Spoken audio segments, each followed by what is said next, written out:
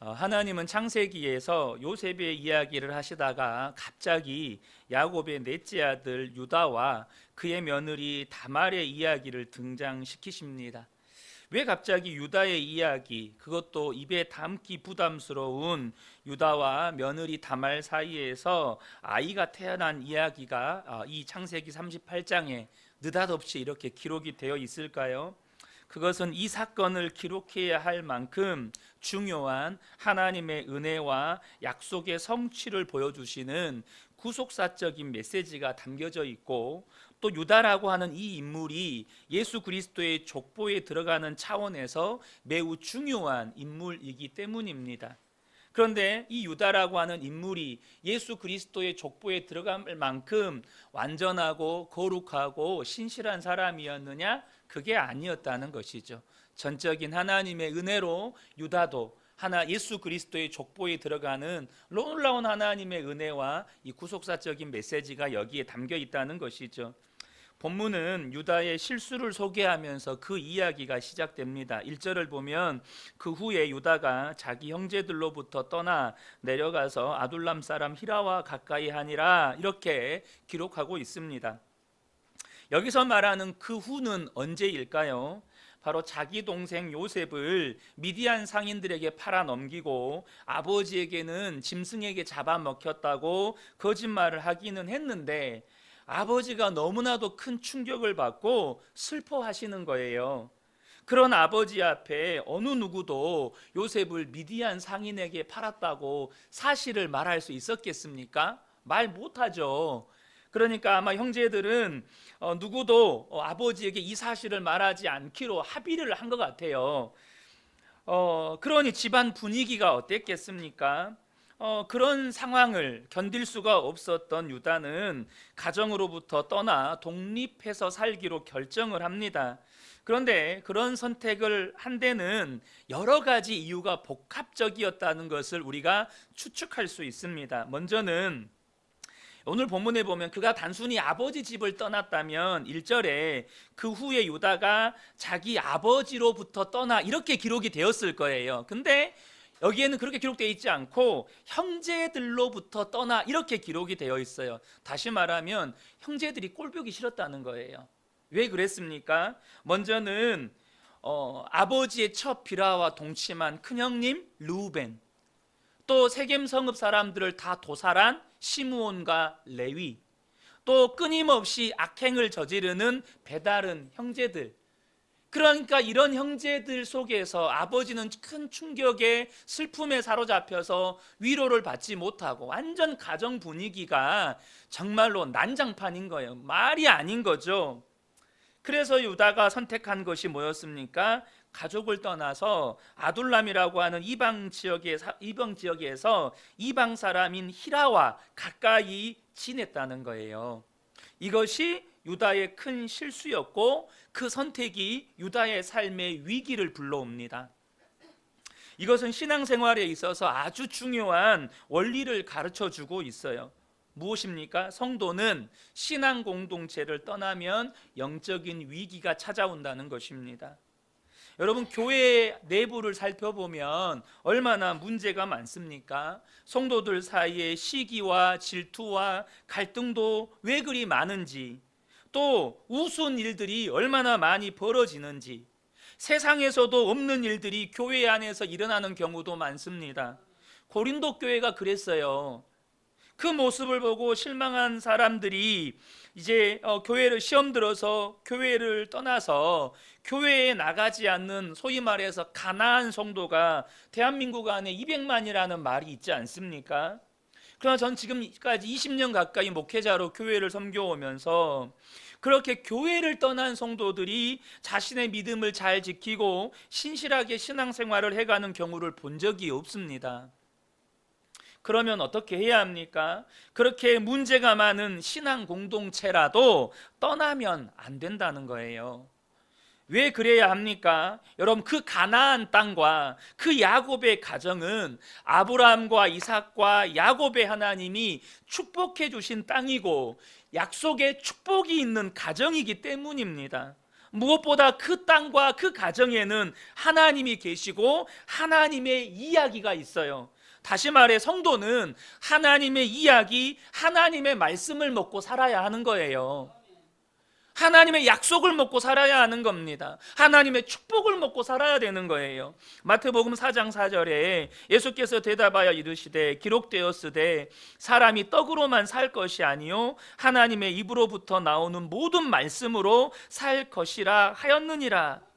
여러분, 우리는 사람의 어떠함을 믿는 사람들이 아닙니다. 그 사람들은 성도가 아니에요. 우리는 하나님을 믿고 하나님의 말씀을 먹고 사는 사람들입니다. 그런데 유다는 그 가정 안에서 사는 것이 너무 불편하고 힘드니까 하나님의 약속과 축복이 있는 가정, 이 신앙 공동체를 떠나 가나안 땅을 떠나서 이방 세계로 들어갔던 것입니다. 그것이 가장 유다의 어리석은 선택이었어요. 여러분, 어떤 경우에도 신앙 공동체를 떠나지 마세요. 좀 부족하고 연약하고 또 그 연약한 성도들이 있는 그 신앙 공동체 안에 머무를 때 우리는 우리의 신앙을 지킬 수가 있는 거예요. 신앙 공동체를 떠난 유다에게 어떤 위기가 찾아옵니까? 신앙 공동체를 떠난 유다의 첫 번째 선택은 불신 가정을 이루는 것이었습니다. 이것이 유다의 결정적인 실수였고 유다의 삶에 고통과 저주가 임하는 문을 열어버렸어요. 2절과 3절을 보면 유다가 거기서 가나안 사람 수아라 하는 자의 딸을 보고 그를 데리고 동침하니 그가 임신하여 아들을 낳음에 유다가 그의 이름을 에리라 하니라. 신앙 공동체를 떠나니까 만나는 사람들이 소위 말하면 다 세상 사람들 아니겠어요? 그 세상 사람들, 세상 여자를 취해서 이방 여자와 결혼을 했고, 그리고 그 아내, 이방 여인인 아내의 영향을 받아서 이제는 그 가정생활도 이방인의 풍습을 쫓아서 사는 거예요. 거기서 끝이 아니죠. 이제 유다의 삶에는 고통과 저주가 찾아옵니다. 6절과 7절을 보면 유다가 장자 엘을 위하여 아내를 데려오니 그의 이름은 다말이더라. 유다의 장자 엘이 여호와 보시기에 악함으로 여호와께서 그를 죽이신지라. 첫째 아들을 결혼시킬 만큼 많은 시간이 흘러서 다말이라고 하는 여자를 얻어 결혼을 시켰는데, 그런데 이 큰아들 엘이 하나님 보시기에 악해서 하나님이 그를 죽이셨다는 거예요. 뭘 말하는 겁니까? 유다가 신앙 공동체를 떠나서 이방 풍습을 쫓아 살아가니까 그의 가정에서 태어난 아들이 하나님께서 죽이셔야 할 만큼 악한 아들이 되었다는 거예요. 뭘 의미하는 겁니까? 유다가 자녀 교육에 실패했다는 것입니다. 하나님을 떠난 유다가 이방인들의 풍습을 쫓아서 세상의 방법으로 자녀들을 훈육하고 양육했다는 거예요. 그래서 이 아들이 하나님이 안 죽이시면 안 될 만큼 너무너무 악한 아들로 자랐다는 거예요. 이와 똑같은 이야기가 성경에 기록이 되어 있습니다.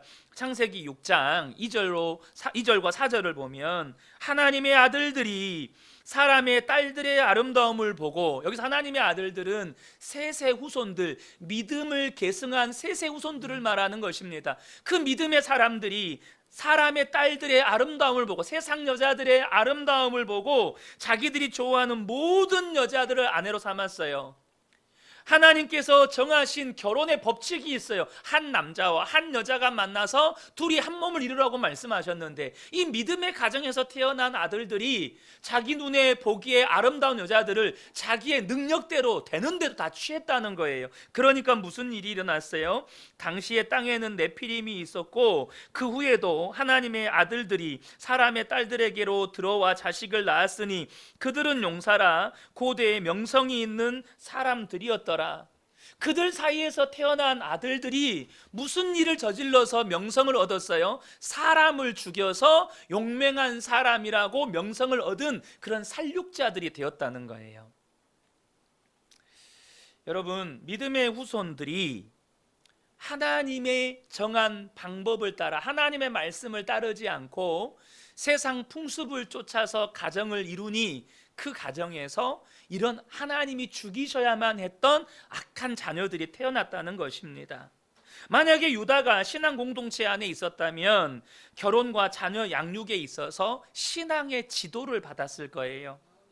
그러나 하나님이 우리에게 주신 안전장치인 이 신앙 공동체를 떠나버리니까 그런 비극을 겪게 되는 것입니다. 유다가 비록 지금 이방인의 풍습을 쫓아 살고 있지만 유다는 분명히 아버지 야곱으로부터 하나님의 약속과 하나님이 행하신 일들을 들었고 하나님을 믿는 사람이었습니다. 그렇다면 이 큰아들의 죽음이라고 하는 이 큰 사건이 주는 교훈과 하나님의 뜻을 깨달았어야만 했어요. 그러나 유다는 아들의 죽음이 주는 교훈이나 하나님의 뜻은 생각지도 못하고 그저 전통을 따라서 이제는 둘째 아들에게 의무를 행하게 합니다. 둘째 아들로 하여금 형수에게 들어가서 가문의 씨를 잇게 하죠. 그런데 여러분, 둘째 아들이라고 신앙으로 양육했겠습니까? 둘째 아들 오난 역시 신앙으로 길러낸 자녀가 아니에요. 오난은 그렇게 태어난 아들이 자기 자식이 아니라 형님 자식이 될 것을 아니까 그 의무를 이행하지 않습니다. 하나님이 기뻐하시지 않는 악한 행동을 합니다. 그래서 하나님이 오난도 죽이십니다. 유다는 졸지에 두 아들을 잃었고 아무런 죄 없는 며느리 다말은 과부가 됩니다. 이 일련의 사건들은 그리스도인들이 신앙 공동체를 떠나면 어떤 위기와 어려움을 겪게 되는지를 우리에게 가르쳐 주는 것입니다. 오해하시면 안 되는 것이 신앙 공동체를 떠나면 아들이 죽는다, 이걸 말씀드리는 게 절대 아닙니다. 신앙 공동체를 떠나면 우리의 삶에는 다양한 위기와 재앙을 겪게 된다는 거예요. 하나님을 떠나면 내 마음대로 할 수 있으니까 행복할 것 같았고, 신앙 공동체를 떠나면 보기 싫은 꼴 안 보고 사니까 좋을 것 같았는데 그들에게 임하는 재앙으로부터 어떤 보호도 받지 못하는 그런 삶을 살게 되었다는 거예요. 셋째 아들 세라는 아직 어렸습니다. 그래서 유다는 며느리에게 친정으로 돌아가서 세라가 장성할 때까지 기다리고 있으라고 합니다. 그러나 사실 유다의 마음은 세라마저 죽을까봐 두려웠던 것이죠. 여기서 또 하나 발견하는 것이 뭐냐면 신앙 공동체를 떠난 유다가 재앙으로부터 보호받지 못했을 뿐만 아니라 그런 인생의 위기나 문제 앞에서 어떻게 해야 할 줄을 모르고 방황하고 있다는 겁니다. 여러분, 저와 여러분에게 주신 삶의 문제들은 하나님께서 믿음으로 그 위기를 극복해 가라고 하는 여러분 신앙의 연단 과정이고 믿음의 훈련 과정입니다. 그런데 유다는 어떻게 해야 할지를 모르는 거예요. 여러분, 신앙의 공동체를 떠나잖아요. 재정의 문제 앞에서, 인간관계의 문제 앞에서, 사업의 실패 앞에서, 건강의 문제 앞에서, 혹은 가족의 죽음이라고 하는 이 극단적인 슬픔 앞에서 어찌해야 할 줄을 모르고 방황하게 됩니다.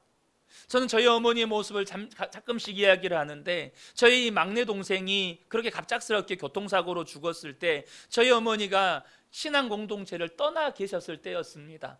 그때 기억하는 저희 어머니, 방황하면서 어찌할 바를 모르시는 거예요.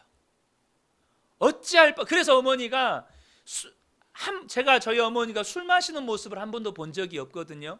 근데 그때 동생이 그렇게 하늘에 먼저 간 그 뒤에, 여러분 저희 어렸을 때는 소주 대병이라는 게 있었어요. 아시죠? 이렇게 큰 대병. 한 번도 술을 마시지 않은 어머니가 그 소주 대병에 반병을 마신 거예요. 혼자 밤에. 근데 새벽에 갑자기 어디서 곡소리가 들리는데 어머니가 그 술을 드시고 구토를 하면서 또 곡하고 구토하고 곡하고 구토하고 이러고 계시는 거예요. 여러분, 신앙 공동체를 떠나면 그런 문제 앞에서 어찌할 바를 모르고 방황하게 된다는 거예요. 그것만이 아닙니다. 신앙 공동체를 떠난 유다는 거룩함도 잃어버립니다. 그는 육체적으로 방탕한 삶을 살아요. 그러던 와중에 아내가 죽게 됩니다. 아내의 장례를 다 치른 후에 유다의 친구 히라와 함께 양털을 깎기 위해서 딥나로 올라갔습니다. 그런데 이 소식을 이제나 저제나 시아버지로부터 부름받기를 기다리고 있던 다말이 듣습니다. 이에 다말이 한 가지 꾀를 내는데 과부의 옷을 벗고 창녀로 변장을 해서 시아버지가 나타날 곳에 앉아서 기다리고 있습니다. 아내를 잃은 유다는 남자의 본능에 이끌려서 창녀로 변장한 다말에게 접근하고 이 동침의 대가로 염소 새끼를 주기로 약속을 하고 그 약속의 담보물로 자신의 도장과 허리끈과 지팡이를 맡깁니다. 그리고 하룻밤을 지내게 되는 거예요. 여러분, 어떻게 이런 일이 믿음의 조상, 그것도 다윗의 조상, 야곱이 아들들을 축복할 때 규가 떠나지 아니하며 통치자의 지팡이가 그 발 사이에서 떠나지 않을 것이라고 했던 이 유다의 가문에서 이런 치욕스러운 일이 벌어집니까? 이런 수치스러운 일이 벌어지냐고요. 여러분, 기억하셔야 합니다. 저와 여러분이요, 다윗을 뛰어넘는 믿음을 가지고 있다 할지라도요, 생명의 근원이신 하나님을 떠나면, 신앙 공동체를 떠나면 너나 할 것 없이 다 이렇게 됩니다. 여러분, 생명의 근원 되신 하나님으로부터 떠나면 여기 계신 모든 분들이 도덕적으로 타락합니다. 더 큰 문제는 신앙 공동체를 떠나니 그것을 막아줄 사람이 없는 거예요. 붙들어줄 사람이 없는 거예요. 옆에서 지도해줄 사람이 없는 것입니다. 유다는 이후에 값을 지불하기 위해 창녀로 변장한 다말을 찾으려 했지만 찾을 수가 없었어요. 그 동네에는 창녀가 없다는 말만 듣게 됩니다. 그래서 이 대목에서 신앙 공동체를 떠난 유다의 또 다른 모습을 발견하게 돼요. 23절을 보면 유다가 이르되 그로 그것을 가지게 두라. 우리가 부끄러움을 당할까 하노라. 내가 이 염소 새끼를 보냈으나 그대가 그를 찾지 못하였느니라. 여러분, 이 모습 보면은 우리가 부끄러움을 당할까 하노라, 이것이 유다의 고백이에요. 지금 유다는요, 자신이 하나님 앞에서 범죄한, 성적으로 범죄한 것에 대한 뉘우침보다 그 동네에서 자신이 창녀와 동침했다는 소문이 돌아서 자신의 위신과 명예가 훼손될 것을 더 두려워했다는 거예요. 한마디로 말하면 드러나지 않는 죄에 대해서는 전혀 신경 쓰지 않고 겉으로 드러나 보이는 것에 연연해하는, 체면을 중시하는 위선적인 사람이 되었다는 거예요. 여러분 어떤 사람입니까? 성도들에게 보여주는 그 외적인 모습만을 중요한 나머지 내 속에 감추어진, 내 속에 성도들에게 드러나지 않는 죄는 있으나 없으나 상관하지 않는다면 그 사람이 바로 하나님을 떠난 유다라는 거예요. 여러분, 우리의 겉사람은요, 날이 갈수록 낡아지고 추해집니다. 저 20대 때 머리 이러지 않았거든요. 여러분, 앞으로 더 혼해질 거예요. 여러분 얼굴에 주름도 더 많아질 거고 여러분의 몸은 더 아파질 거예요. 이것은 자연의 섭리입니다. 사람이 막을 수가 없어요. 그런데요, 성경은요, 우리의 속사람은 날로 새로워질 수 있대요. 겉사람은 못 바꾸는데, 겉사람이 늙어가고 추해지는 건 못 바꾸는데 우리의 속사람은 날로 새로워질 수 있대요. 고린도후서 4장 16절에 그러므로 우리가 낙심하지 아니하노니 우리의 겉사람은 낡아지나 우리의 속사람은 날로 새로워지도다. 저는 우리 그은혜교회 모든 성도님들의 속사람이 날로 더 새로워지는, 날마다 더 예수님 닮아가는 그런 복된 분들 되시기를 축복합니다. 주님 앞에 서는 날 주님은 우리의 겉사람을 보는 게 아니라 우리의 속사람을 보신단 말이에요. 그러므로 우리가 정말로 가꾸어야 할 것은, 정말로 예수 믿는 성도는요, 날마다 자기의 속사람을 갖고 갑니다. 베드로전서 3장 3절과 4절을 보면 너희의 단장은 머리를 꾸미고 금을 차고 아름다운 옷을 입는 외모로 하지 말고 오직 마음에 숨은 사람을 온유하고 안정한 심령에 썩지 아니할 것으로 하라. 이는 하나님 앞에 값진 것이니라. 우리의 속사람을 가꾸는 건 절대 썩는 것이 아니래요. 그것이 하나님 앞에서 진짜로 값진 거라는 거예요. 여러분의 마음이 거룩하고 순결하게 되어지는 것이, 여러분의 속사람이 예수님 닮아가는 것이 하나님 앞에서 진짜 값진 일이라는 것입니다. 절대 여러분이 하나님 앞에 가면요, 너 연봉 얼마 벌었어? 절대 안 물어봐요. 너 집이 몇 평이었어? 안 물어봅니다. 너 사회에서 어느 정도 자리까지 올라갔어? 하나님 안 물어보십니다. 근데 하나님 반드시 물어봐요. 너는 예수님을 닮았냐? 네 안에는 예수님이 있냐? 너는 정말로 예수님을 믿었냐? 주님 반드시 확인하고 물어보십니다. 3달 후에 며느리가 임신했다는 소식을 유다가 듣게 됩니다. 이 소식을 들은 유다가 얼마나 분노했는지 당장 끌어내서 불살라 죽이라고 합니다. 우리는 유다의 모습에서 다시 한번 하나님을 떠난 사람의 모습을 봅니다. 자기의 허물은 보지 못하고 남의 허물은 그렇게 비판을 잘한다는 것입니다. 여러분, 이런 유다의 모습은 중요한 영적인 원리를 우리에게 알려줍니다. 여러분, 다말이 임신한 아이가 누구의 아이죠? 유다의 아이입니다. 그러면 유다가 비판하고 있는 다말의 허물은 누구의 허물입니까? 유다의 허물입니다. 조금 더 정확하게 표현하면 사람들에게 드러나지 않은, 사람들이 알지 못하는 감춰진 유다의 허물입니다. 그러니까 유다가 다말에게 있는 자신의 허물을 보고 비난과 비판을 하고 있는 것입니다. 다시 말해, 우리가 지금 누군가의 허물을 비난하고 비판하고 있다면 그것은 지금 그 사람 속에 있는 내 허물, 나와 똑같은 모습을 보고 비판하고 비난하고 있다는 것입니다. 누군가의 허물이 나에게 잘 보이는 이유는 그것이 내 모습이기 때문입니다. 다른 사람들은 보지 못하는 그 모습을 내 모습이니까 금방 알아채는 거예요. 여러분, 다른 사람의 허물이 보이십니까? 하나님이 지금 다른 사람에게 감춰진 내 허물을 보게 하시는 것입니다. 다른 사람들은 모르는 내 허물을 지금 보게 하시는 거예요. 그래서 주님이 뭐라고 하셨습니까? 누가복음 6장 37절부터 보겠습니다.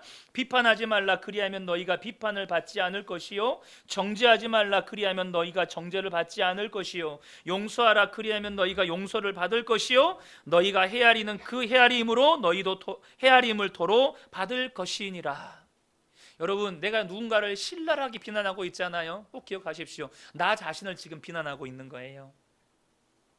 내가 누군가를 비난하는 것 그 자체가 나 자신을 그렇게 지금 비난하는 것입니다. 41절 42절에 어찌하여 형제의 눈 속에 있는 티는 보고 내 눈 속에 있는 들보는 깨닫지 못하느냐? 너는 내 눈 속에 있는 들보를 보지 못하면서 어찌하여 형제에게 말하기를 형제여 나로 내 눈 속에 있는 티를 빼게 하라 할 수 있느냐? 외식하는 자여 먼저 내 눈 속에서 들보를 빼라. 그 후에 내가 밝히 보고 형제의 눈 속에 있는 티를 빼리라. 여러분, 내 눈에 보이는 형제의 허물은 곧 나의 허물, 나의 모습인 것을 기억하십시오. 그 형제를 비판하는 것은 결국 자신을 비판하는 일이 되는 것이고, 내가 비판한 대로 하나님께 비판을 받게 될 것이라고 말씀하시는 것입니다. 다말이 시아버지 앞으로 끌려옵니다. 이제 불에 태워져 죽을 상황입니다. 25절 26절입니다. 여인이 끌고 끌려나갈 때에 사람을 보내어 시아버지에게 이르되 이 물건 임자로 말미암아 임신하였나이다. 청하건대 보소서. 이 도장과 그 끈과 지팡이가 누구의 것이니까 한지라. 유다가 그것들을 알아보고 이르되 그는 나보다 옳도다. 내가 그를 내 아들 셀라에게 주지 아니하였음이로다 하고 다시는 그를 가까이 하지 아니하였더라. 우리는 이 사건, 이 장면을 볼 때 약간의 상상력을 동원할 필요가 있습니다. 그 끈을 보고 담보물을 보고 유다가 갑자기 그는 나보다 옳다 이렇게 결론지었다 이렇게만 보시면 안 되는 거예요. 다말이 지금 이제 시아버지 앞으로 끌려 나오면서 시아버지에게 그 담보물 유다의 물건들을 보냅니다. 그리고 그 다말을 임신시킨 남자의 물건이라고 내놓은 그 유다의 물건들을 본 이 유다는요 엄청난 충격을 받게 되는 것입니다. 왜 아니겠어요? 다말이 임신한 아이가 내 아이인 거예요. 큰아들이 죽을 때, 둘째 아들이 죽을 때도 이렇게 충격은 받지 않았던 것 같아요. 그런데 이 유대 사회에서 잊지 못할 일이, 시아버지가 며느리를 임신시켜버린 이 수치스러운 일이 그곳에서 드러나게 되니까 지금 이 유다의 머릿속에는 엄청난 변화의 소용돌이가 몰아치고 있는 것입니다. 그 순간에 하나님의 섭리가 깨달아지고 그 순간에 유다 안에서 회개의 역사가 일어나는 것입니다. 그러니까 그는 나보다 옳도다, 이 고백이 나오는 거예요. 유다가 죄인이 아니 다말이 죄인이 아니라 내가 죄인이구나. 내가 이렇게 나쁜 죄인이구나. 비로소 거기서 깨달은 것입니다. 여기서 우리가 발견하게 되는 것은 사람의 소망 없음입니다. 무슨 말입니까? 사람의 어리석음이라고 하는 것이 이 지경까지 가야 하나님께 돌아온다는 거예요. 시아버지가 며느리를 임신시키는 그런 수치스러운 상황까지 가야 비로소 이 유다라고 하는 믿음의 조상이라고 했던 유다마저도 하나님께 돌아오는, 이렇게 사람은 소망이 없다는 거예요. 여러분, 이 지경까지 가지 않고 돌아오는 것이 은혜고 축복입니다. 성경에 유다가 다시 아버지 집으로 돌아왔다는 이야기는 기록하고 있지 않지만 그는 다시 아버지 집으로 돌아옵니다. 왜 돌아왔습니까? 그 사건을 통해서 다시 하나님을 생각한 것입니다. 그가 하나님을 떠나고 시끄럽고 문제 많고 꼴보기 싫은, 정말 자기를 그렇게 힘들어했던 신앙 공동체, 그 형제들로부터 아버지 집에서 떠나면 행복할 줄 알았는데 더 큰 불행과 재앙만 가져왔던 거예요. 무엇보다 하나님과 신앙 공동체를 떠난 자신의 모습을 보니까 너무나도 더럽고 추한 세상을 그렇게 닮아 있는 거예요. 내가 이런 사람이 돼버렸나? 어느 순간 내가 이렇게 더럽고 추한 사람이 돼버렸나? 여러분, 다말도 이방인이거든요. 그 이방인보다 더 더러운 죄인이 돼 있는 거예요, 유다가. 그가 가나안 땅과 아버지 집을 떠날 때는 이런 비극이 자신의 삶에 올 것이라고는 꿈에라도 생각했겠습니까? 하나님을 떠나고 교회를 떠난 비극이 이렇게 큰 것입니다. 사랑하는 성도 여러분, 우리는 하나님 안에 살아야 합니다. 하나님의 말씀을 먹고 살아야 합니다. 누군가 나를 말씀으로 이끌어주고 격려하고, 또 때로는 내가 세상으로 자꾸 나가려고 하면 말씀으로 나를 제한해주는 그런 안전장치가 필요해요. 여기에 있는 어느 누구도 안전장치가 필요 없는 사람은 없습니다. 여러분, 브레이크가 고장난 차가 얼마나 위험합니까? 저와 여러분을 세상으로 튕겨나가려고 하는 것을 제동시켜주는 안전장치가 없는 사람은 그야말로 위험천만한 사람입니다. 물론 여러분, 그 안전장치라고 하는 것이 얼마나 듣기 싫은 소리입니까? 그런데 우리 속담에도 있잖아요. 몸에 좋은 약은 입에 쓰다고. 우리 몸에 우리에게 유익된 말은 여러분, 듣기 싫은 소리가 대부분이, 아니 다 듣기 싫은 소리예요. 대부분이 아니라 우리 몸에 우리에게 유익되는 말은요, 정말 듣기 힘든 이야기가 전부 다 그래요. 그런데 그 듣기 싫은 소리가 우리를 말씀대로 살게 하는 약이 되는 것입니다. 여러분, 성도가 영적으로 가장 위험한 상태가 언제라고 생각하십니까? 그것은 자기 마음대로 살 수 있는 상태에 놓이는 것입니다. 제가 자주 드렸던 말씀이지만 이스라엘이 가장 영적으로 타락했고 위험했던 사사시대를 규정하는 말씀이 무엇입니까? 그때에는 이스라엘에 왕이 없었으므로 사람마다 자기의 소견에 옳은 대로 행하였더라. 그때의 특징이 자기 맘대로 살았다는 거예요. 자기가 원하는 대로 살았다는 거예요.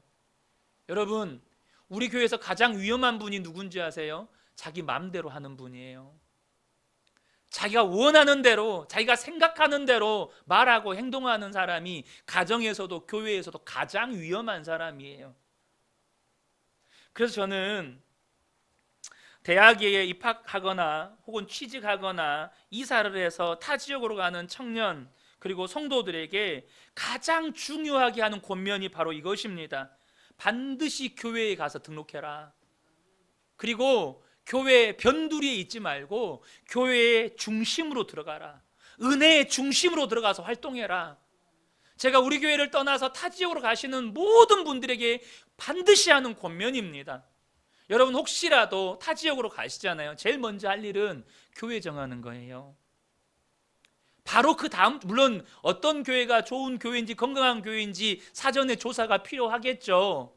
그런데 여러분, 이단이거나 좀 소위 말해서 사이비 교회만 아니면 다 거기서 거기에요. 어떤 교회라고 천국이 있겠습니까? 어느 교회나 다 문제가 있고, 어느 교회나 다 아픔이 있고, 어느 교회나 다 어려움이 있어요. 이 교회는 이것이 나를 힘들게 하니까 안 되고, 저 교회는 저게 나를 힘들게 하니까 안 되고, 그건 다 내 마음대로 교회를 정하겠다는 거잖아요. 하나님의 인도하심을 믿고 그 교회가 건강한 교단의 교회라면 등록해서 바로 그 교회의 중심에 들어가서 내가 신앙생활을 할 때 나의 신앙을 지키는 최고의 안전장치라는 거예요. 이 사건을 겪은 유다가 26절에 중요한 고백을 하죠. 그는 나보다 옳도다.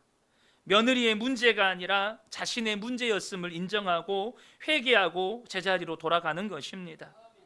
오늘 우리는 이 유다의 하나님과 신앙 공동체를 떠나버린 그 유다의 불신앙, 또 부도덕함, 유다의 연약함에 대해서 나누었어요. 그런데 그것보다 더 중요한 게 있습니다.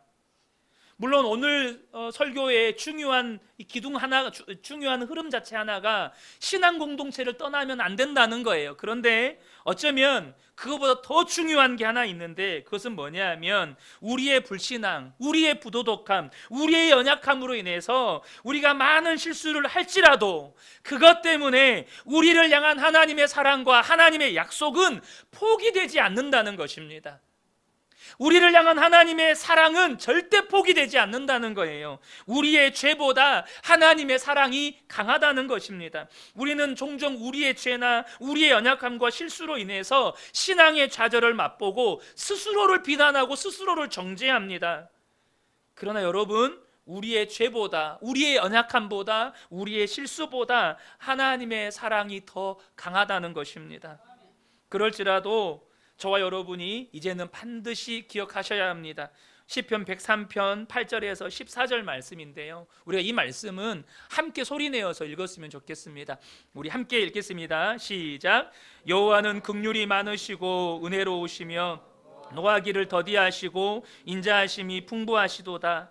자주 경책하지 아니하시며 노를 영원히 품지 아니하시리로다. 우리의 죄를 따라 우리를 처벌하지는 아니하시며 우리의 죄악을 따라 우리에게 그대로 갚지는 아니하셨으니 이는 하늘이 땅에서 높음같이 그를 경외하는 자에게 그의 인자하심이 크심이로다. 동이 서에서 먼 것 같이 우리의 죄가를 우리에게서 멀리 옮기셨으며 아버지가 자식을 긍휼히 여김같이 여호와께서는 자기를 경외하는 자를 긍휼히 여기시나니 이는 그가 우리의 체질을 아시며 우리가 단지 먼지뿐임을 기억하심이로다. 아멘. 여러분, 이 하나님의 사랑을 찬양하시기 바랍니다. 우리의 연약함보다, 우리의 죄보다 하나님의 사랑이 더 위대하고 강하시다는 것입니다. 우리가 아무리 실수하고 아무리 어리석고 아무리 취해도 하나님의 은혜와 사랑은 그치지 않습니다. 하나님의 약속도 포기되지 않습니다. 우리가 그 사랑 안에 거하는 한, 우리가 때로는 넘어지고 실수하고 범죄한다 할지라도, 그래서 깨지고 부서지고 좌절하고 낙심한다 할지라도 우리 주님은 포기하지 않으시고 우리를 일으키시고 다시 제자리로 돌아가게 하시고 믿음의 사람으로 세워주실 것입니다. 이 놀라우신 하나님의 은혜와 사랑이 우리 성도님들의 평생에 함께 하시기를 예수님의 이름으로 축복합니다. 아멘.